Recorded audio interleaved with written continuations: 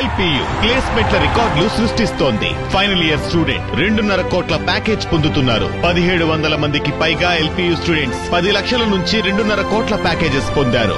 విద్యా విప్లవం ప్రారంభమైంది లవ్లీ ప్రొఫెషనల్ యూనివర్సిటీలో. ప్రముఖ నటుడు, నిర్మాత, దర్శకుడు R Narayanamurthy AP deputy CM Pawan Kalyan మీద ఫైర్ అయ్యారు. హరిహర వీరమల్లు సినిమాను అడ్డుకోవడానికి థియేటర్లు బంద్ చేయాలనుకున్నారని పవన్ కామెంట్ చేయడం దుర్మార్గం అన్నారు ఆయన. సినిమా రంగం నుంచి వెళ్లి అధికారంలో ఉన్న పవన్ ఇలా బెదిరించడం కరెక్ట్ కాదని నారాయణమూర్తి కామెంట్ చేశారు. ఏపీ డీసీఎంపై నారాయణమూర్తి ఇంకా ఏమన్నారో చూద్దాం.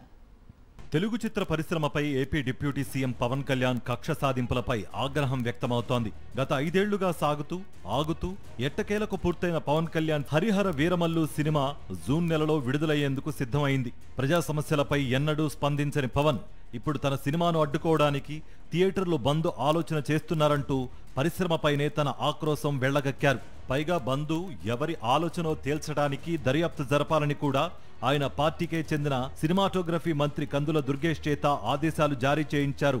అధికార హోదాలో ఉన్న పవన్ కళ్యాణ్ సొంత సినిమా రంగంపైనే పగ తీర్చుకునేలా వ్యవహరిస్తుండటంతో రెడ్ స్టార్ ఆర్ నారాయణమూర్తి ఇదే అంశంపై మీడియాతో మాట్లాడుతూ ఏపీ డిప్యూటీ సీఎంపై ఆగ్రహం వ్యక్తం చేశారు.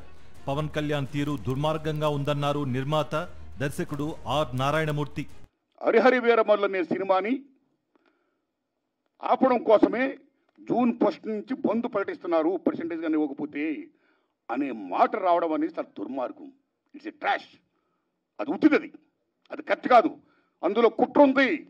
ఆ కుట్రదారులు ఎవరు తెలుసుకోవాలి అని స్వయంగా పవన్ కళ్యాణ్ గారు ఆఫీస్ నుంచి రావడం అనేది, స్వయంగా సినిమాటోగ్రఫీ మంత్రి దుర్గేష్ గారు మాట్లాడడం అనేది కరెక్ట్ కాదు.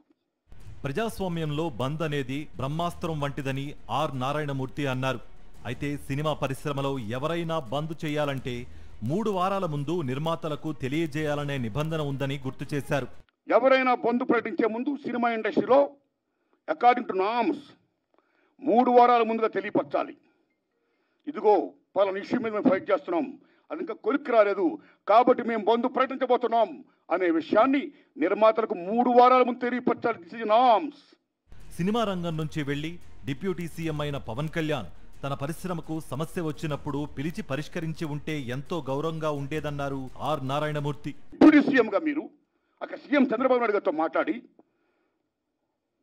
హరిహర వీరమల్లు అనే టాపిక్ మీరు ఎత్తకుండా, ఓకే మీ ఇండస్ట్రీ కష్టాల్లో ఉన్నప్పుడు రండి, మనం సిట్టింగ్ చేసుకుందాం రండి, మాట్లాడుకుందాం రండి అని చెప్పుకుంటూ ఒక పెద్ద రోల్ ప్లే చేస్తుంటే ఒక చలనచిత్ర పరిశ్రమ బిడ్డగా మిమ్మల్ని మేము ఎంత గౌరవించేవాళ్ళం సార్. ఎంత బాగుండేది సార్.